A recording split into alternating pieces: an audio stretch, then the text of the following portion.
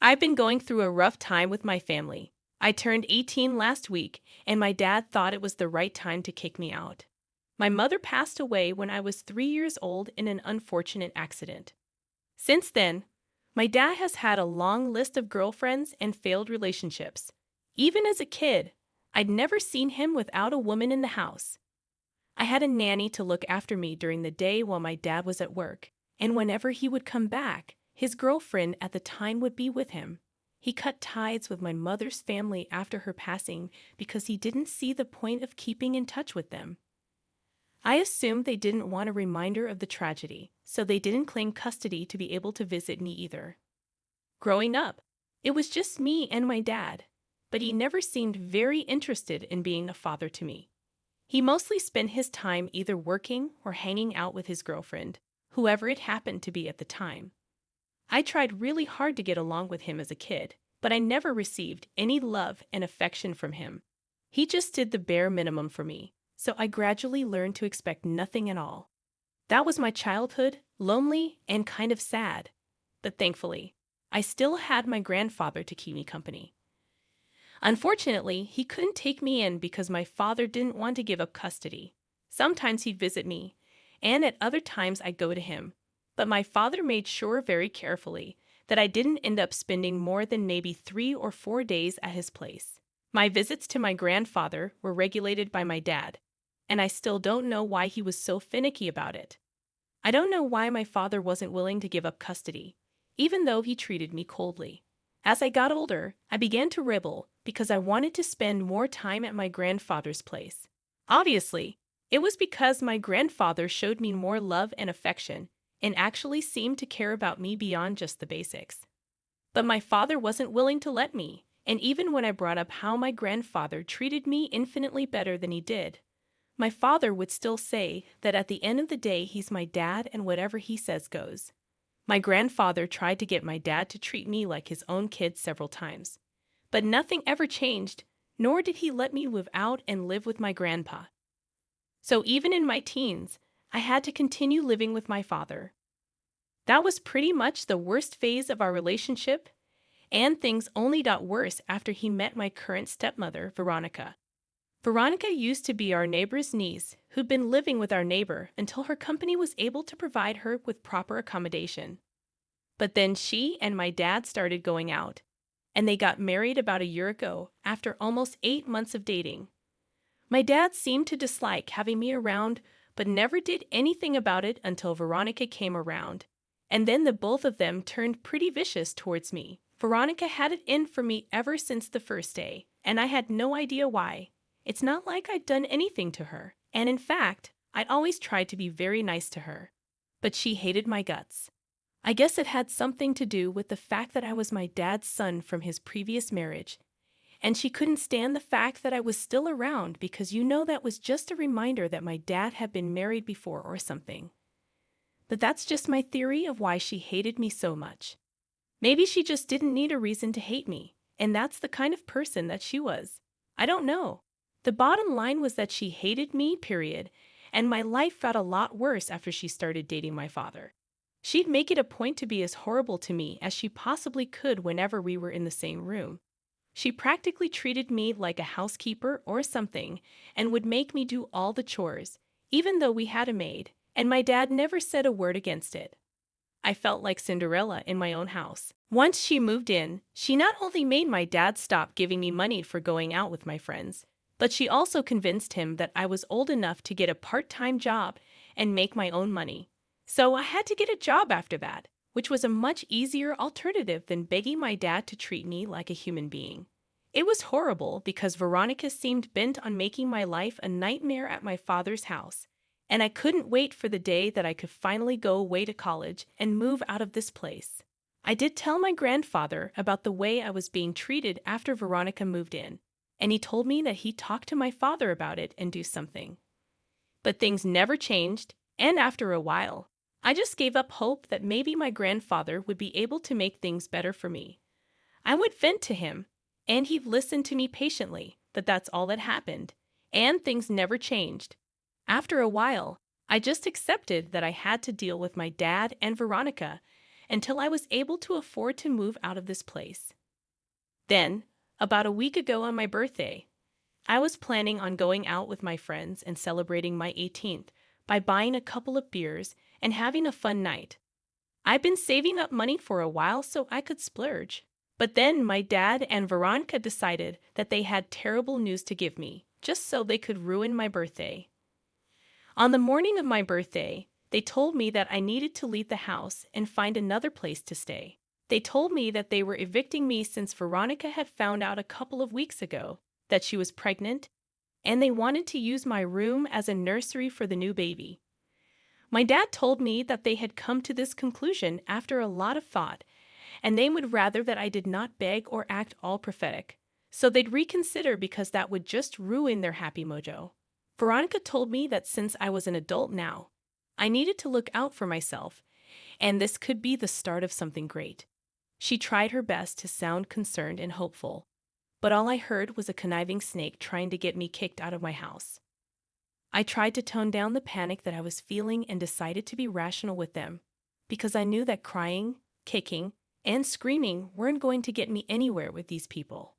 They had no sympathy for me, so I told them that legally they couldn't evict me without notice, and that they needed to wait for a couple of months until I was able to find a place for myself. I honestly had no idea what I was talking about, but I'm pretty sure that a law like that exists. My dad didn't fall for it though and told me that he had everything worked out with his lawyer already, and he highly doubted that I had enough money or resources to come after them legally anyway, which he was right about. I didn't have either of those. So I suggested that I could pay rent for as long as I would live with them. And Veronica shot that down instantly by telling me that rent was not the problem, and that she just didn't want unnecessary people to deal with when she was pregnant. So I needed to vacate the house anyway, just so she could have a peaceful pregnancy. I was grasping for straws, but I still made a last attempt and asked my dad if it would be okay if I moved to the basement or something because I was pretty desperate. And my dad still said no. He worked in a bank and made a decent income, so much so that Veronica had actually quit her job to be a stay-at-home wife, so I knew that money was not the problem. After some bickering, I realized I couldn't change their minds and they wanted me out at any cost. Now that I was an adult, they could kick me out without any legal repercussions, and I couldn't even do anything about it. So I accepted defeat and went up to my room to pack my things and leave. I had no idea if my grandfather would be able to take me in or not. One of the major reasons that I hadn't moved in with him against my dad's orders was because he wasn't very financially stable. He'd been a high school science teacher, but was now retired. He had an unfortunate gambling addiction when my dad was in his 20s, which really messed up his savings, and he relied on my father heavily. He could barely even support himself. So I had no idea how he'd be able to support me as well, and that's why I hadn't moved in with him earlier. But now I had no other choice. To be fair, it wasn't like my grandfather was starving or something. He lived modestly, and I could get used to it. But I didn't want to push him into a corner. Without thinking much, I headed over to my grandfather's place. Once I was there, I told him what my father had said. For about a year now, I'd been trying not to worry about this, but somewhere deep down, I'd known that this day would come. I also had to worry about how I would pay for college because I was supposed to start in the fall, and that was just a couple of months away. Thinking about all of that just made me overwhelmed, and so I started crying. That's when my grandfather told me that he'd had enough and he'd seen enough. So it was time to do what he should have done several years ago. I didn't understand what was going on, and neither did he tell me. But he went into another room to make a phone call. I tried to eavesdrop, but I could barely hear anything, so I gave up trying. After almost an hour and a half, my grandfather finally came out of that room and told me that I had nothing to worry about anymore. I could live with him now, and I wouldn't have to worry about college either. I tried to ask him what was going on, but he told me that it was none of my business right now, and he sounded really upset. So I didn't push it further. Then he told me to go enjoy my day with my friends like I planned to because my 18th birthday was not a day for me to sit at home and mope. Besides, now that things were all right, I had nothing to worry about, so I could go out and enjoy myself. After deciding to make the most of my day now that my problems seemed to be solved, I went out with my friends. I kept my phone on silent for the evening in case my dad called and had something to say. I didn't want to let him ruin my evening like he'd ruined the rest of my day. I didn't find out about his texts and calls until I got back to my grandfather's place, which wasn't until almost 10 in the night. I don't know what got into him, but it appeared to me that he had suddenly developed a conscience somehow and was begging me to come back. I didn't reply to him immediately but waited until the next morning to say that I won't be coming back. I didn't hold back and told him the reason that I wasn't coming back was because he'd never treated me well. And now that I finally had a chance to be happy, I wasn't going to give that up. Also, because Veronica was even worse than him, and I couldn't bear the thought of going back to living with him again. He controlled me for a long time, but now that I was an adult, I could choose where I wanted to live, and he had no right to tell me to come back, especially not after how he and his wife had kicked me out just the day before. After I sent those texts, I received one long text back from my father, and it was a pretty sad one too. He told me that he thought about things in private and came across an old photo album of me in his office, which just reminded him of all the promises that he'd made to my mother. It felt like he was letting her down right now by putting Veronica and the new baby over me. So he wanted me to give him one last chance and actually be a better father this time around because the news of the new pregnancy had just spooked him a little bit, which is why he'd done whatever Veronica asked of him without a second thought. But now he realized that he shouldn't have kicked me out and wanted me to come back desperately. I didn't reply to that text because I knew that he was trying to manipulate me. But I just didn't understand what he was going to gain from this, and I still don't get it. It's been a week, and he's been texting me every day, constantly reminding me of a couple of good times from my childhood and telling me how sorry he is for how he treated me. Initially, I thought that he was trying to manipulate me, but now I just don't know anymore. I tried to talk to my grandfather about it, but he just told me not to fall for his act and seemed very put off by his son's behavior. I feel kind of sorry for my dad because now he's finally trying to be nice to me, but I don't want to go back anymore, and I feel like a jerk for some reason. The rational part of my brain knows that this is what's right for me, but a part of me just wants to go back and see what can be and if my dad will actually change or not. I don't know why, but he's trying to be a good father and make me come back even though he knows Veronica won't like it. But he's willing to put up with her outburst too just to get me back, and I feel like I owe him a second chance. Yesterday, he texted me and said that he was willing to even beg on his knees for me to come back if that's what it was going to take. And I felt sorry, but I still didn't feel sure enough to reply. And it's making me feel guilty for not wanting to go back to my father's house even though he's begging me to return. Update 1. So, I've made up my mind. I'm not going back to my dad's house, and I don't think he meant any of what he said. I just discovered that the reason my dad's been begging me to come back has nothing to do with me but more to do with his lifestyle and maintaining it, if you catch my drift. I sat my grandfather down and told him all about how my dad was begging me to come back, and I still didn't want to go, and it was just making me feel like a horrible human being, and I was feeling very guilty about it.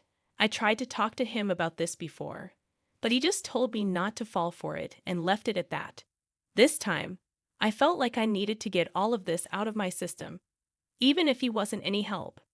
After hearing me out, my grandfather got really serious and told me that he wasn't allowed to talk to me about this, but he felt like it was finally time that I knew.